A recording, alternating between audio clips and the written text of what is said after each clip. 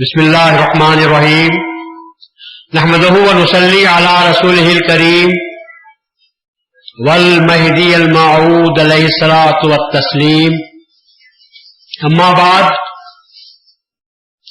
وقد قال اللہ تبارک وتعالی فی کلامہ القدیم والفرقان العظیم اعوذ باللہ من الشیطان الرجیم بسم اللہ الرحمن الرحیم یا ایھا الذین آمنوا من یرتد منکم عن دینہ فسوف یأتی اللہ بقوم یحبهم یحبونہ اذلۃ علی المؤمنین اعزۃ علی الکافرین یجاہدون فی سبیل اللہ باموالہم وانفسہم ولا یخافون لومۃ لائم ذلک فضل اللہ یؤتیہ من یشاء واللہ واسع علیم۔ پیران طریقت، برادران ملت، عزیز نوجوانوں، محترم خواتین اور پیارے بچوں، عام طور پر جہاں پر شہادت ہوتی ہے وہاں پر ماتم منایا جاتا ہے، سوگ منایا جاتا ہے، کالے کپڑے پہنائے جاتے ہیں، سروں کو ننگا کیا جاتا ہے، پیروں میں جوتے بھی پہنے نہیں جاتے۔ لیکن یہ ہماری شہادت کے دن آج عجیب ہیں۔ بندگی میاں رضی اللہ تعالیٰ عنہ کی شہادت کا دن کل آنے والا ہے، اور ہم بجائے ماتم منانے کے جشن منا رہے ہیں۔ یہ ڈیکوریشن، یہ لوگوں کا عظیم اجتماع، یہ گل پوشیاں، یہ بتا رہی ہے کہ ہمارے پاس ماتم نہیں ہے بلکہ ہم کوئی جشن منا رہے ہیں۔ وقت کا تقاضا تو یہ تھا کہ جن بزرگان دین نے اپنے سروں کو کٹا دیا، جنہوں نے اپنے گھروں کو تج دیا، تب وہ لوگ جنہوں نے اپنی بیویوں کو بیوہ کر دیا، اپنے بچوں کو یتیم کر دیا، کیا وہ ان کے کارنامے اس قابل ہیں کہ ہم ان کے تعلق سے جشن منائیں؟ وہاں تو رونا چاہیے، ماتم کرنا چاہیے، لیکن ہمارے پاس ہم دیکھ رہے ہیں کہ 14 دن جو گزرتے ہیں یہ ہمارے پاس ماتم کے دن نہیں ہوتے بلکہ جشن کے دن ہوتے ہیں۔ کیوں ہوتے ہیں؟ اس لیے ہوتے ہیں کہ شہادت میاں کی صحیح صداقت مہدی کی ظاہر ہو رہی ہے۔ خود میاں کو اپنی شہادت کا غم نہیں تھا، خود میاں کو اپنے سر کے جانے کا رنج نہیں تھا، میاں کو اپنی بیوی کے بیوہ ہونے کا غم نہیں تھا۔ میاں کے سامنے بھی بیوی تھی، میاں کے سامنے بھی بچے تھے، اور وہ بچے جن میں سب سے جو بڑا بچہ تھا وہ 14 سال کا بچہ تھا، جسے بندگی میاں نے دنیا میں چھوڑنا پسند نہیں کیا، بلکہ اس لاڈلے کو جس کا نام میاں سید جلال تھا، بندگی میاں نے دعا فرمائی کہ اے باری تعالیٰ اس جلال کو میں تحفہ لایزال بنانا چاہتا ہوں، میں اس کو تیرے دربار میں پیش کرنا چاہتا ہوں تحفے کے طور پر، اور تو اس کو قبول فرما۔ اور جب اللہ تبارک و تعالیٰ نے اس 14 سالہ نوجوان بچے کی شہادت کو قبول کرتا ہے، ان 100 میں وہ بچہ بھی شریک ہوتا ہے، تو بجائے اس کے کہ بندگی میاں رضی اللہ عنہ کو جب اس بات کی خوشخبری دی جاتی ہے کہ میاں سے جلال نوشہانی لباس پہننے کے بجائے اپنے خونین لباس کو پہن چکے ہیں، تو بندگی میاں رضی اللہ تعالیٰ عنہ نے سجدے میں سر رکھ کر اللہ کا شکریہ ادا فرمایا اور یہ کہا کہ باری تعالیٰ میں کس منہ سے تیرا شکریہ ادا کروں کہ تو نے ابراہیم علیہ السلام سے ان کا بچہ اسماعیل کو مانگا تھا. اسماعیل ذبح کرنے کے لیے تیار ہو گئے تھے, لیکن عین وقت پر تو نے اسماعیل کو ہٹا کر جنت سے دمبا بھیج دیا, اور جب تلوار چلی اور جب چاقو چلا تو بجائے اسماعیل کے دمبا کٹ گیا, تو نے بدل میں جمبے کو ذبح کروا دیا, اسماعیل کو زندہ رکھا. مالک مجھ پر تیرا کتنا بڑا احسان ہے کہ میں نے نظر مانی تھی کہ اس بچے کو دے دوں گا, اور تو نے میرے پورے بچے کو سالم قبول کر لیا. تو نے میاں سے جلال کو تو نے قبول کر لیا. میاں کی شہادت کے واقعات در حقیقت اتنے عالم انگیز ہیں, قدم قدم پر قوم مہدویہ کی نمائندگی کرنے والے ہیں. شہادت ہی کے واقعات نہیں, اگر آپ میاں کی سیرت طیبہ کو دیکھیں گے, بندگی میاں رضی اللہ عنہ کی سیرت طیبہ شروع سے آخر تک بھی آپ دیکھتے جائیں گے تو آپ کو پتا چلے گا کہ ہر قدم پر بندگی میاں نے قوم کے نام پیغام چھوڑا ہے. سب سے پہلے تو آپ نے تربیت اور بیعت کے سلسلے میں جو پیغام دیا ہے شاید ہماری قوم اس کو بھول چکی ہے. بندگی میاں رضی اللہ عنہ نے دنیا کے سامنے اس پیغام کو رکھا, جبکہ آپ کو آپ کے نانا مرید کرانے کے لیے, آپ کے ماموں مرید کرانے کے لیے آپ کو مختلف پیروں کے پاس, مرشدوں کے پاس لے کر جاتے ہیں. تو بندگی میں رضی اللہ عنہ نے پہلے ان کے حال کو دیکھا, ان کے قال کو دیکھا, اور اس کے بعد میں انکار کرتے ہوئے واپس آ گئے اور کہا کہ ماموں مجھے کن کے پاس مرید کرنے کے لیے لے گئے تھے؟ میں تو اللہ کا طالب ہوں, مجھے اللہ کی طرف مجھ کو ان کے پاس لے جانا چاہتی تھی, اور آپ مجھے لے گئے تھے اللہ سے ملانے والے کے پاس لے جانے کے لیے. لیکن جب میں نے ان کے پاس دیکھا تو کہیں دنیا داروں سے زیادہ دنیا ان کے پاس مرغوب تھی. ماموں مجھے ایسے پیر نہیں چاہیے, بلکہ مجھے تو ایسا پیر چاہیے. کیا الفاظ ہیں, ایسا پیر چاہیے کہ جبکہ ایک مرشد نے کہا تھا کہ اچھی بات ہے نصیر الدین کے باہر گئے ہوئے ہیں, جب وہ آ جائیں گے تو میں ان سے پوچھ کر ان کو مرید بناؤں گا. تو میاں نے فرمایا یہ مرشد ہو سکتا ہے جو مرید بنانے کے لیے ایک جاگیردار سے پوچھ کر مرید بنانا چاہتا ہے. کل کا دن کیا قیامت کے دن بھی بخشانے کی ضرورت پڑے تو جاگیردار سے پوچھ کر مت بخشائے گا. کیا کہ مجھے ایسے پیر کی ضرورت نہیں. پھر جب ملک مودود کے پاس, چشتی کے پاس لے کر گئے, پھر وہاں بھی وہی بات پیدا ہوئی. انہوں نے کہا کہ میاں آپ تو بڑے نوجوان خوبصورت معلوم ہوتے ہیں, آپ کے لچھن بہت اچھے معلوم ہوتے ہیں, میں بادشاہ سے کہہ کر آپ کو اپنے والد میاں سید موسیٰ کا منصب آپ کو دلا دوں گا. تو بندگی میاں نے کہا ماموں یہ مرشد تو دنیا کی بات مجھے یاد دلاتا ہے, دنیا میں مجھے پھنسانا چاہتا ہے. میں چاہتا تو خود میرے باپ کا منصب لے سکتا تھا, لیکن میں اس منصب کو میں نے قبول نہیں کیا. مجھے وہ پیر چاہیے جو اللہ کو دکھانے والا ہو اور اللہ سے ملانے والا ہو. یہاں تو دنیا کی بات ہو رہی ہے, آپ نے انکار کر دیا. اور پھر اس کے بعد لے کر گئے آپ کو سرکھیج کو لے جایا گیا, اور وہاں سلسلہ لکھا گیا تو پہلے شیخ احمد کھٹو کا نام لکھا گیا. آپ نے کہا کہ کس کا نام لکھا جا رہا ہے؟ کہا کہ ہم سب کے مرشد یہ شیخ احمد کھٹو ہیں, انہی کے سلسلے سے میں نام لیتا ہوا چلتا ہوں. میاں نے فرمایا شیخ احمد کھٹو اپنی جگہ کے اپنے وقت کے ولی کامل صحیح, لیکن پیر مردہ نہیں چاہیے, پیر زندہ چاہیے.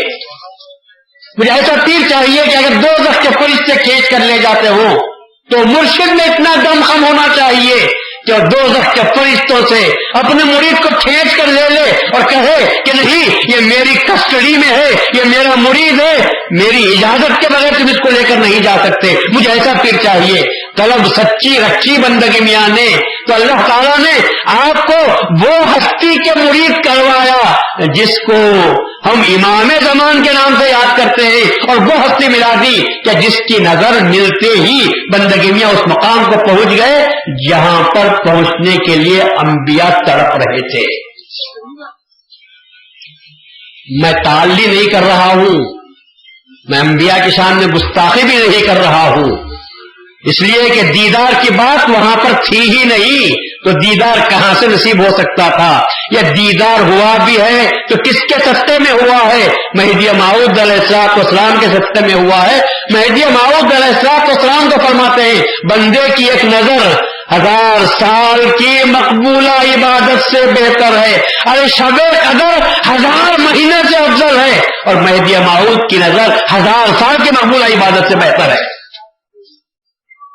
1000 سال کی مقبولہ عبادت اور مہدی موعود علیہ السلام کی ایک نظر اس سے بہتر کام کرتی ہے،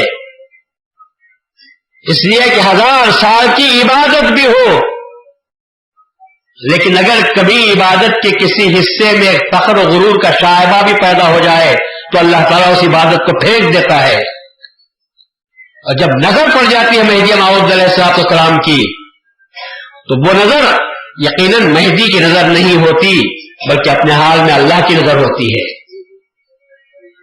تو بس ایک نظر اگر کافی ہو جاتی ہے، ہو سکتی ہے، یہ کافی نہیں، ایک نظر 1000 سال کی مقبولہ عبادت سے بہتر ہے۔ ایسی صورت میں حضرت بندگی میاں رضی اللہ تعالیٰ عنہ پر جب مہدی موعود علیہ السلام کی وہ نظر جو خالص توجہات کے ساتھ ہو، وہ نظر جو رحمتوں اور عنایتوں کا مرکز و مخزن جس کو سمجھا جا سکتا ہے، جب آپ کی نظر پڑی ہوگی تو مہدی بندگی میاں رضی اللہ تعالیٰ عنہ پہلی ہی نظر میں اللہ تبارک و تعالیٰ کا آپ کو دیدار ہو جاتا ہے۔ اور یہی وہ مقام ہے کہ جس کی تعلیم حضرت بندگی میاں رضی اللہ عنہ نے اپنی سیرت طیبہ کے ذریعے ہم کو دی ہے کہ پیر ایسا ہونا چاہیے، ایک تو زندہ ہونا چاہیے، دوسرا یہ کہ اس میں اتنا دمخم ہونا چاہیے کہ نظر سے نظر ملانے کے بعد اس کی برائیاں اس سے دور ہوتی ہوئی چلی جائیں، اور آخرت میں وہ بات ہونی چاہیے کہ جس کی وجہ سے وہ اپنے مرید کو بخشا سکے۔ یاد رکھو انسان کو دنیا میں جینے کے لیے فقط کھانا پانی ضروری نہیں، بلکہ اس کی روح کی باریدگی کے لیے بہت کچھ تعلیمات کی ضرورت ہوتی ہے۔ انسان فقط جسم سے نہیں بنا ہے، انسان جسم اور روح کے مرکب کو کہتے ہیں۔ جب آپ جسم کی تکمیل کے لیے، جسم کی بقا کے لیے، جسم کے ارتقاء کے لیے جب آپ دنیا بھر کی کوشش کرتے ہیں، بچپن میں ماں دودھ اپنا خون پلا پلا کر آپ کو پالتی ہے، تھوڑی سی زحمت ہو جائے تو ماں اس کو برداشت نہیں کر سکتی، بے چین ہوتی ہے جب تک کہ بچے کو سکون نصیب نہیں ہوتا۔ باپ دن بھر دھوپ کے حوالے، سردی کے حوالے، بارش کے حوالے ہوتا ہے اور کسی طرح اپنے بچوں کا پیٹ بھرنے کی کوشش کرتا ہے، اور جب ہم خود بڑے ہوتے قابل ہو جاتے ہیں تو ہم اپنے پیٹ اور اپنے جسم کی تکمیل کے لیے، جسم کے تقاضوں کی تکمیل کے لیے ہم کیا کچھ نہیں کرتے۔ لیکن کبھی یہ سوال پیدا ہوتا ہے کہ کیا ہم انسان ہیں یا محض حیوان ہیں جو فقط جسمانی تقاضوں کی تکمیل کا سامان مہیا کرتے ہیں؟ اچھے سے اچھا بنگلہ بنانا نفس کی خواہش، جسم کی خواہش ہوتی ہے، اچھے سے اچھا کھانا جسم کی خواہش، زبان کی خواہش ہوتی ہے۔ میں اس کو پیٹ کی خواہش کے نام سے یاد نہیں کرتا، پیٹ بیچارہ تو صاف طور پر کہتا ہے فقط میرا گڑھا بھر دو، مجھے لذت سے کوئی سروکار نہیں، لیکن یہ جو 2 ووٹ کی زبان ہے یہ کہتی ہے کہ نہیں، مجھے اچھا دینا چاہیے۔ تو ہم جو اچھی غذا تلاش کرتے ہیں وہ پیٹ کے لیے نہیں بلکہ وہ فقط زبان کے لیے کرتے ہیں، اور جتنے مزے ہیں یاد رکھو سب آنی مزے ہیں، زمانی مزہ کوئی نہیں ہوا کرتا۔ جتنی لذتیں ہیں سب سیکنڈ کی ہوتی ہے، بہترین سے بہترین غذا آپ کھاتے ضرور ہیں لیکن غذا کی لذت کہاں کب تک رہتی ہے؟ جب تک کہ زبان پر آپ نے رکھا، چکھا لذت معلوم ہوئی، جہاں حلق سے وہ چیز اتر گئی اور پھر لذت و نالذت کا کوئی سوال ہی پیدا نہیں ہوا۔ اسی طرح ہر خواہش کو آپ دیکھیے، ہر لذت آپ کو ایک سیکنڈ کی ہوتی ہے اور اس کے بعد پھر وہ لذت باقی نہیں رہتی، اس کے بعد وہ لذت باقی نہیں رہتی، اور جسم کی تکمیل تو ہو جاتی ہے، لیکن کبھی آپ نے سوچا کہ جہاں جسم کی تکمیل ہو رہی ہے وہاں روح کی تکمیل کے لیے بھی ہم نے کوئی انتظام کیا؟ روحانی تقاضوں کی تکمیل کے لیے تربیت اور بیعت کے نام سے جو کام کیا جاتا ہے اسی کو تربیت کے نام سے یاد کرتے ہیں، اور یہ اللہ تبارک و تعالیٰ کا ہم پر فضل و احسان ہے قوم مہدویہ پر، کہ قوم مہدویہ کا ہر مرد، باپ اور بچہ، اپنے باپ اور ماں اپنے اپنے بچوں کو جب وہ سر شعور کو پہنچتے ہیں تو تربیت کا جو انتظام کرتے ہیں، یاد رکھو یہ تربیت وہ روحانی تقاضوں کی تکمیل کا سامان ہوا کرتا ہے، اور اگر روحانی تکمیل نہ ہو، روح کی تکمیل نہ ہو، روح کی بالغی کا سوال پیدا نہ ہو، فقط جسم کی تکمیل ہو جائے تو گویا آپ جسم کو موٹا کر رہے ہیں، اور جیسے جیسا جسم کے ساتھ نفس موٹا ہوتا رہتا ہے ویسی اسی مقدار میں انسان کی روح دبلی پتلی ہوتی ہوئی بھی چلی جاتی ہے، اور ایک وقت وہ آ جاتا ہے کہ اس کے بعد اللہ کا نام بھی لیا جائے تو ٹس سے مس نہیں ہوتے۔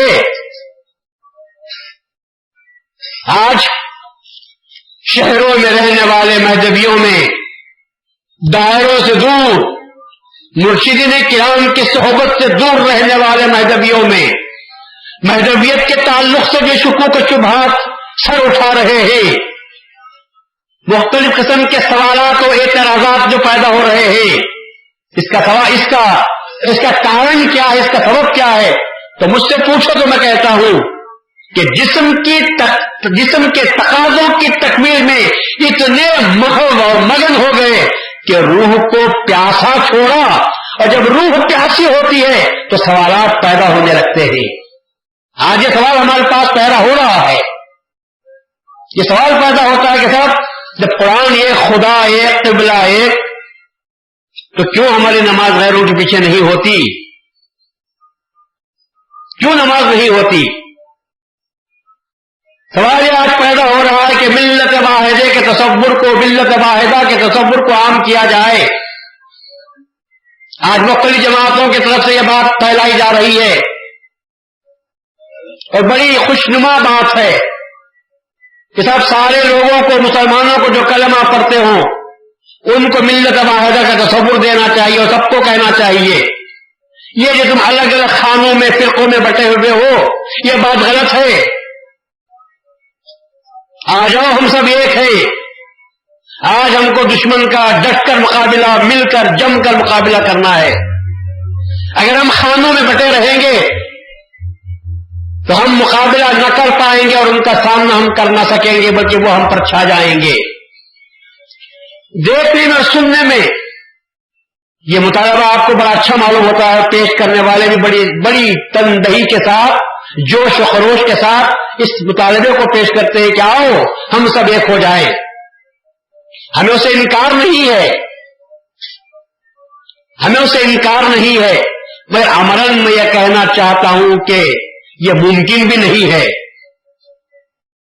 یہ ممکن بھی نہیں ہے، اس لیے کہ اللہ نے فرمایا وَلَا يَزَالُونَ مُخْتَلِفِينَ إِلَّا مَن رَحِمَ رَبُّكَ۔ اللہ تعالیٰ اگر چاہتا تو تم سب کو ایک ہی امت پیدا کر دیتا۔ وَلَوْ شَاءَ رَبُّكَ لَجَعَلَ النَّاسَ أُمَّةً وَاحِدَةً، اگر اللہ چاہتا تو سب کو ایک امت کر دیتا۔ وَلَا يَزَالُونَ مُخْتَلِفِينَ، مگر وہ ہمیشہ مختلف رہیں گے، إِلَّا مَن رَحِمَ رَبُّكَ، مگر ان کے سوائے کہ جن پر اللہ نے رحمت کی ہے۔ یہ آیت شریفہ کیا یہ نہیں بتاتی کہ قیامت تک اختلاف چلتا رہے گا، امت واحدہ کا تصور پیدا ہی نہیں ہو سکتا؟ ہاں اگر بینر کے نیچے آنے کی بات ہے،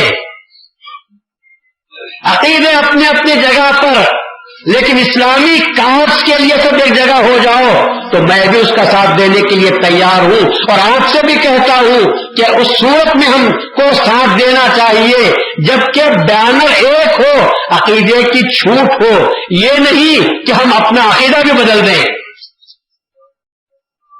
عقیدہ عقیدے کی سلامتی کے ساتھ اگر ہم کو اس بات کی اجازت دی جائے کہ صاحب آپ اپنے اپنے عقیدے پر باقی رہیں اور پھر اس کے بعد اسلامک کاز کے لیے ایک بیانیہ کے نیچے جمع ہونا ہے، تو میں کہوں گا کہ انشاءاللہ قوم مہدی تو وہ ہے جو اللہ کی کتاب، اللہ کے رسول کی تعلیمات کے لیے اپنی جان نچھاور کرنے میں قافلے سالار بن کر سامنے آ جائیں گے۔ ہم کبھی کسی کے پیچھے نہیں ہٹیں گے، اس لیے کہ ہم نے شہداء کو دیکھا ہے، ہمارے پاس شہداء اور غازیوں کی تاریخ موجود ہے۔ کتاب اللہ کے لیے، رسول اللہ صلی اللہ علیہ وسلم کی سنتوں کو زندہ کرنے کے لیے مسلمانوں نے، مہدویوں نے تبلیغ کی ہے، اس کی مثال پیش بھی نہیں کی جا سکتی۔ شہروں میں، ریلوں میں بیٹھ کر، بسوں میں جا کر تبلیغ کی جا سکتی ہے، لیکن جنگل اور بیابانوں میں کیا تبلیغ کی جا سکتی ہوگی؟ لیکن مہدوی ہاتھوں میں لوٹا پانی کا لیے ہوئے جنگلوں میں بھٹک رہے ہیں، اذان کہتے ہیں اور انتظار میں بیٹھے ہوئے ہیں، کوئی بھولا بھٹکا مسافر آ جائے تو اس کے سامنے جا کر ادب کے ساتھ لوٹے کو پیش کرے پانی کے اور کہیں کہ بھائی وضو کر لو، نماز کا وقت ہو گیا ہے، آؤ اور ہم جماعت سے نماز پڑھ لیں گے تو اللہ تعالیٰ تمہیں مغفرت کر دے گا۔ تو جنگلوں اور بیابانوں میں جہاں پر جانور رہتے ہیں، جہاں پر درندے رہتے ہیں، کس نے وہاں پر تبلیغ کا فریضہ انجام دیا ہے؟ تو جہاں تک امت واحدہ کا یا ملت واحدہ کا تصور آج اخبارات کے ذریعے سے یا تقاریر کے ذریعے سے پیش کیا جا سکتا ہے، ممکن ہے کہ آئندہ بھی بڑے زور و شور کے ساتھ پیش ہو، بریزی صورت میں ہم کو اسے انکار نہیں کرنا چاہیے، لیکن اس کا معنی یہ نہیں کہ ہم اپنی آئیڈینٹی کو بھول جائیں، اپنی شناخت کو باقی رکھنا چاہیے۔ اجتماع میں جہاں یہاں پر آپ آئے ہیں، کیا ہر شخص اپنی شناخت کو کھو کر آیا ہے یا اپنی شناخت کو باقی رکھا ہے؟ شناخت باقی رکھتے ہوئے بھی اجتماع میں شریک ہو سکتے ہیں۔ تو اسی طرح امت واحدہ کا تصور میں بھی شناخت باقی رکھو، امت واحدہ کا تصور پیش کرو، ورنہ اگر کہیں ایسا نہ ہو کہ امت واحدہ کے تصور میں آپ اپنی شناخت کو بھول جاؤ، شناخت کو بھولیں گے تو تصدیق مہدی سے منحرف ہونا پڑے گا، اپنے اپنے اصول کو چھوڑنا پڑے گا۔ وابستہ رہو شجر سے، یہ وہ درخت ہے، ممکن ہے کہ آج ایک زمانے میں اس پر بہاریں آئی ہوئی تھی، ممکن ہے اور ہوتا بھی ہے، سال میں ایک وقت ایسا بھی آتا ہے کہ ہرا بھرا درخت بھی خزاں رسیدہ ہو جاتا ہے، اس کے بھی پتے جھڑنے لگتے ہیں، پیلے ہو جاتے ہیں، معمولی ہوا بھی ان کو گرا دیتی ہے اور پتہ نہیں کہیں سے کہیں لے کر چلی جاتی ہے، لیکن جو پتے اس ماحول میں بھی اپنے درخت سے لگے رہتے ہیں، جب بہار کا موسم آتا ہے تو کیا وہ ہرے بھرے نہیں ہو جاتے؟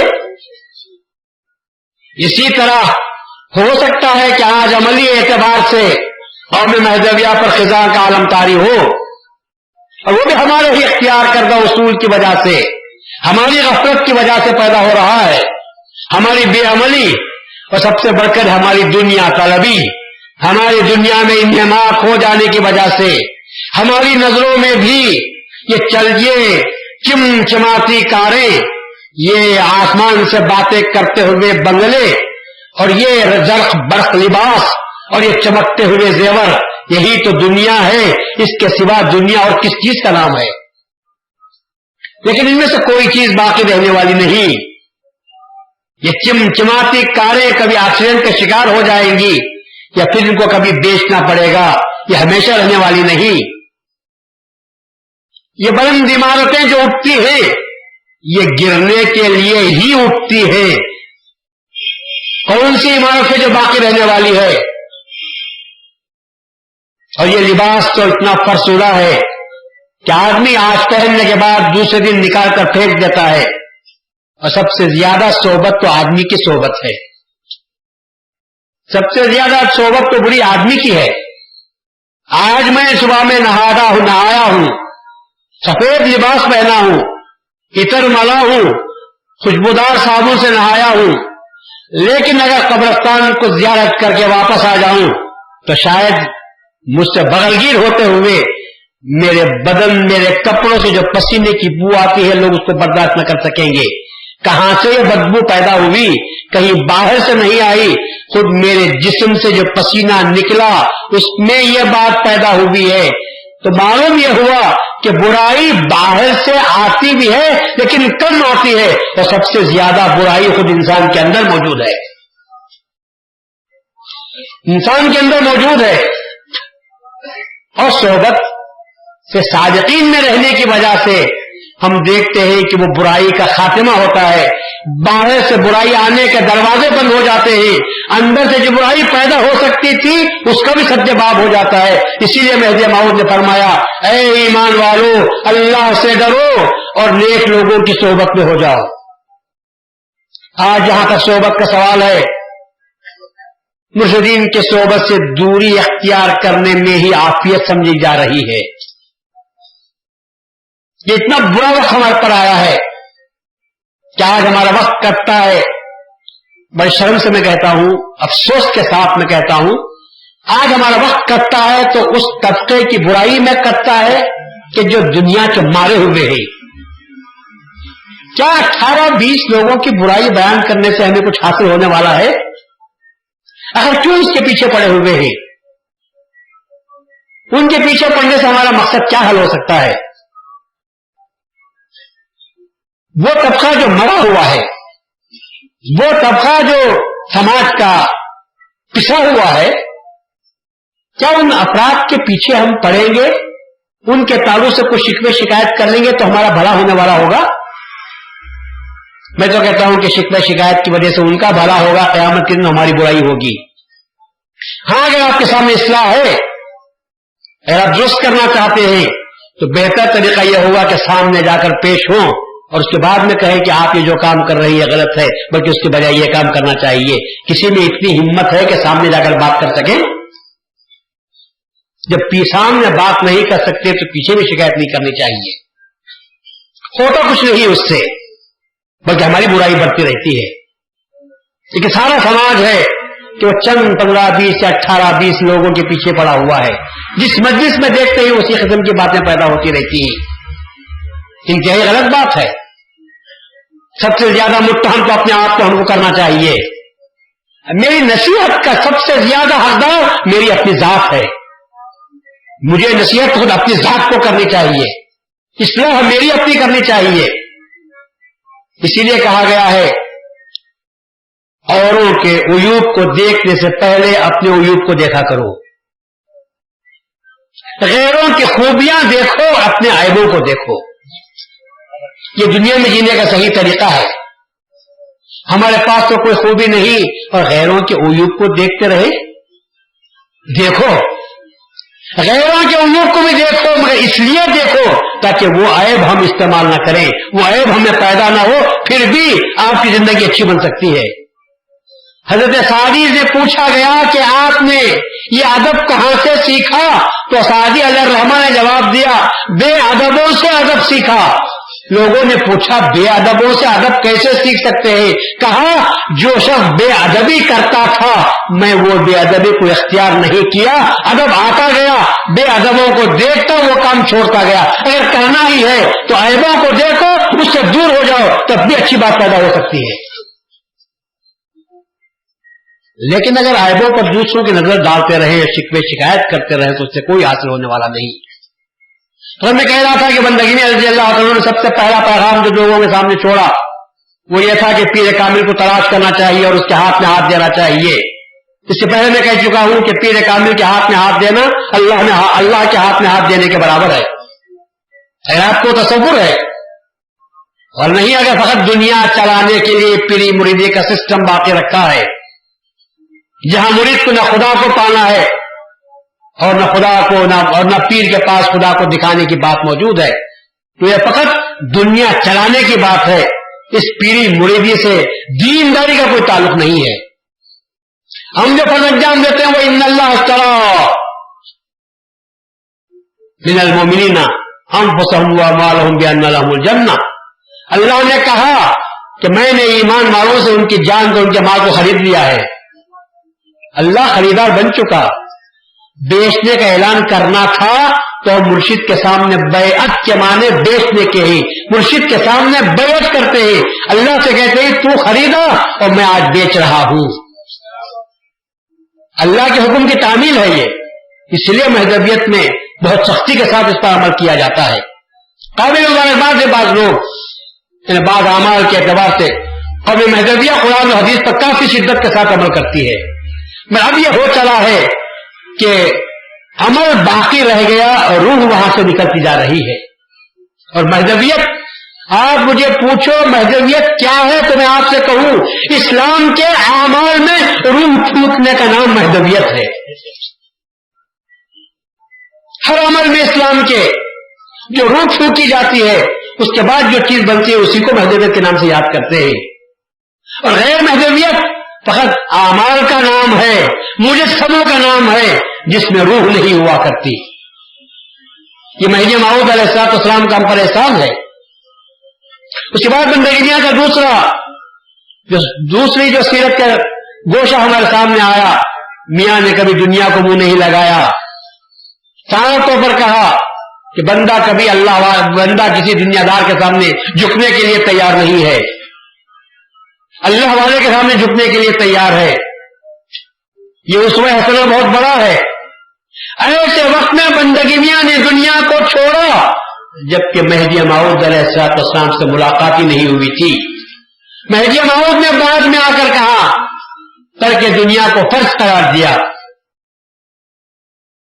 اور یہ ترک دنیا کی بات اب آپ کرتے ہیں تو آپ کو پریشان ہونے کی ضرورت نہیں. ینگ مسلم ڈائجسٹ والا اگر آپ کو یہ مشورہ دیتا ہے کہ ترک دنیا مت بولو، ترک حب دنیا بولو، تو ہم کہتے ہیں کہ اللہ اور اس کے رسول کے معاملات میں مشورہ دینے کا تجھے کوئی حق نہیں ہے. اور پھر فرمان مہدی میں تو ترمیم کرنے کا کسی کو بھی حق حاصل نہیں ہے. مہدی موعود نے ترک دنیا کو فرض قرار دیا. یہ کہا ورائے ترک دنیا ایمان نیست. لفظ ترک دنیا موجود ہے، برائے ترک حب دنیا نہیں بولے. جب ترک دنیا کے بغیر ایمان نہیں بولے تو پھر ہم کو ترک حب دنیا کہنا یہ فرمان مہدی میں امینڈمنٹ کرنے کے برابر ہے. اور دنیا میں کوئی شخص خلیفۃ اللہ کے فرمان میں امینڈمنٹ نہیں کر سکتا. اور یہ ترک دنیا کی تعلیم رسول اللہ صلی اللہ علیہ وسلم کی تعلیم ہی نہیں، رسول اللہ کی زندگی کا پورا عمل تھا. ورنہ مجھے کوئی بتائے کہ رسول اللہ صلی اللہ علیہ وسلم نے کب دنیا طلب کی ہی نہیں، کب دنیا اپنے پاس رکھی تھی، کبھی آپ نے مطالبہ کیا اللہ تبارک و تعالیٰ سے؟ رسول اللہ صلی اللہ علیہ وسلم ہی نہیں، اللہ تعالیٰ نے جو قرآن میں فرما دیا ہے کہ ترک دنیا کو ترک کرنا تو ایسی بات ہے کہ اس کے پہلے قرآن ہی میں نہیں، صحف ابراہیم و موسیٰ اور ابراہیم کے صحیفوں کو کھول کر دیکھو، وہاں بھی میں نے یہی بات لکھ دی ہے کہ دنیا کو اختیار نہ کرو. تو معلوم یہ ہوا تمام پیغمبروں کا اسوہ دنیا کو ترک کرنا تھا.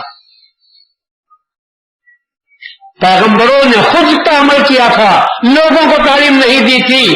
مہدی موعود علیہ السلام نے ولایت کے مقام پر سے اس کو فرض کرتے ہوئے ہمارے سامنے اللہ کا فضل ہوا کے سامنے رکھا اور کہا کہ لوگوں دنیا کو ترک کرو.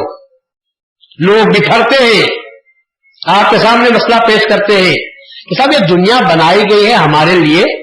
یہ مہدوی اور مہدی موعود جب کہتے ہیں کہ دنیا کو چھوڑو تو یہ انتہائی غلط بات ہے. اللہ نے یہ دنیا کس کے لیے بنائی ہے؟ یہ دنیا جب ہمارے لیے بنائی ہے پھر ہم کو اس سے پورا فائدہ اٹھانا چاہیے. میں کہتا ہوں کہ اس سے بڑی بری غلط اور کوئی بات نہیں ہو سکتی. اللہ نے دنیا بنائی ہے، یہ کس نے کہا کہ اللہ نے دنیا بنائی ہے تمہارے لیے؟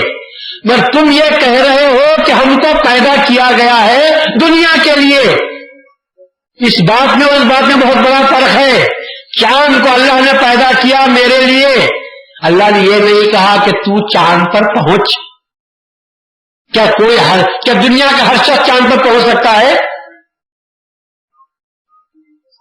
وہ روس کا ایک خلاباز گگورین گیا تھا، 1962 میں گیا ہوگا، مگر چاند پر پہنچنے کے بعد بجائے خدا کو دیکھنے کے واپس آنے کے بعد اس نے اعلان کیا تو یہ کیا، میں نے زمین کے چاند کے 7 چکر لگائے مگر مجھے خدا کہیں بھی نظر نہیں آیا، خدا کا وجود بھی نہیں ہے۔ تو مہدی موعود فرماتے ہیں کہ چاند پر پہنچ کر خدا کا انکار کرنے سے بہتر یہ ہے زمین پر رہ کر خدا کو دیکھا کرو۔ اس کے بعد امریکہ کا آرمسٹرانگ، نیل آرمسٹرانگ گیا، وہ بھی چاند پر پہنچا، مٹی وہاں کے لائے، اپنا جھنڈا گاڑا، لیکن کیا وہاں پر توحید نظر آئی؟ کیا وہاں پر انہوں نے خدا کی تعریف کی؟ بات ہو رہی ہے اللہ تعالیٰ کے مخلوقات میں اور کیا جا رہا ہے، لیکن سوچتے یہ ہے کہ ہم کو ان کے لیے پیدا کیا گیا ہے۔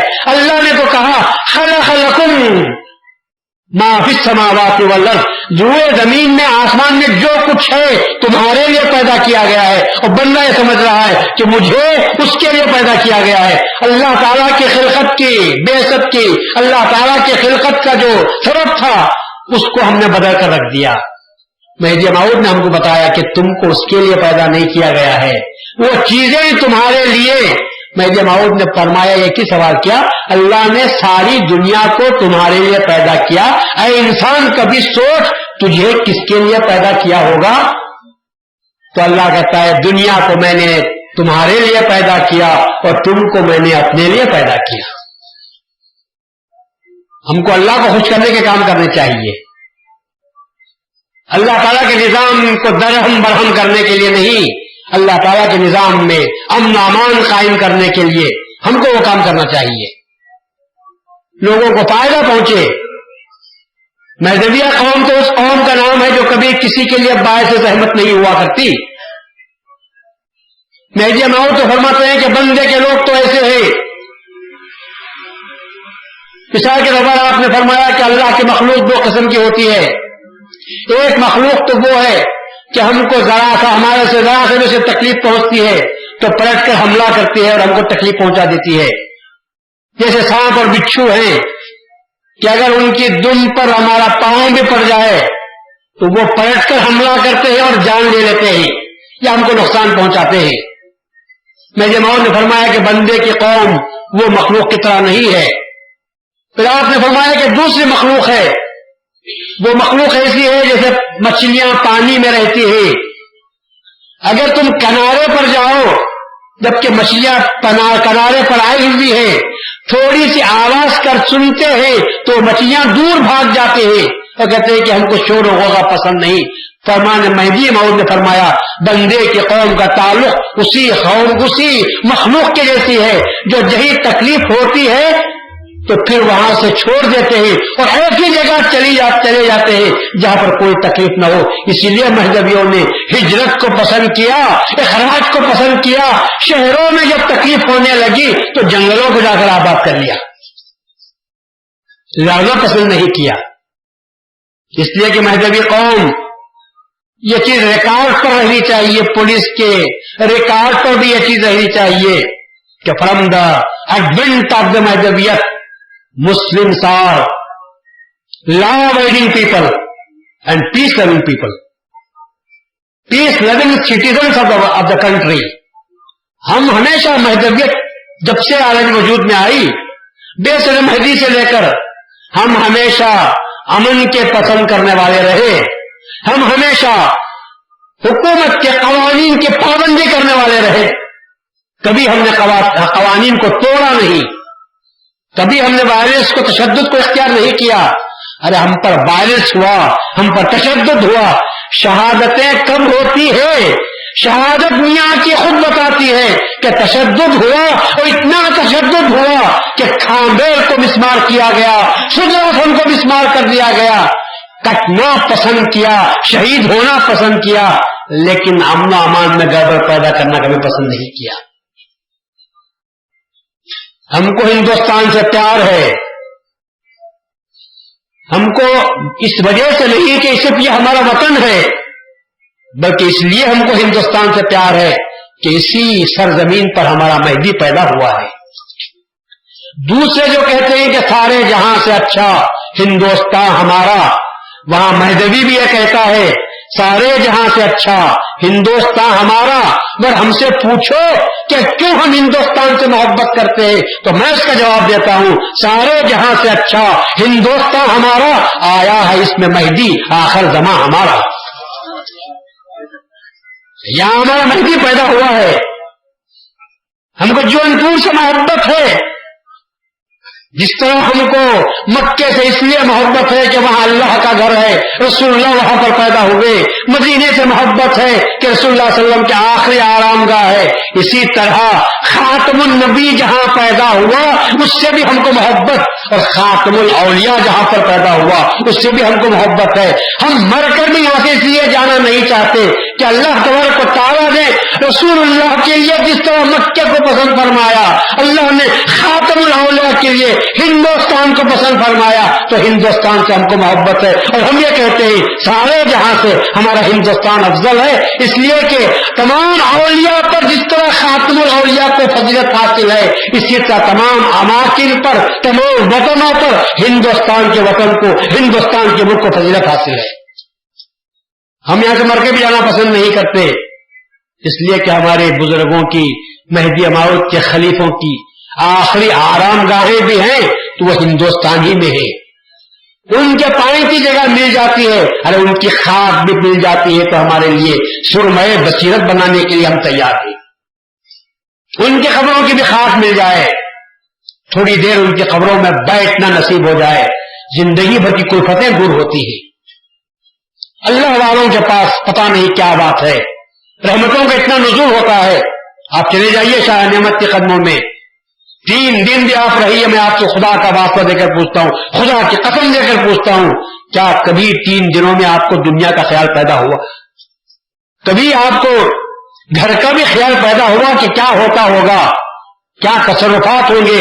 जिन बुजुर्गों के 500 साल के बाद भी तसव्वुरात का यह आलम है कि कदमों में पहुंचते हैं तो दुनिया भूल जाते हैं, तो उनकी जिंदगी में उनके कदमों में पहुंचे होंगे तो उन लोगों को क्या हालत होगी? और उनके मुर्शिद मेहदी मौऊद अलैहिस्सलाम की नजरों में जो आए होंगे, उनके कदमों में जो रहे होंगे, तो फिर उनकी क्या कैफियत हुई होगी? लेकिन आज हम अपने असर को भूले हुए हैं। तालीमात सीरत बंदगी में अल्लाह ताला ये तालीम देती है कि नहीं, दुनिया की मोहब्बत में गरक़ा मत हो जाओ, अल्लाह तबारक व तआला की मोहब्बत में मोहब्बत पैदा करो, दिल में जगह दो। फिर सीरत बंदगी में तो साफ तौर पर कहती है कि मुसलमान को, मजहबी को कुर्बानी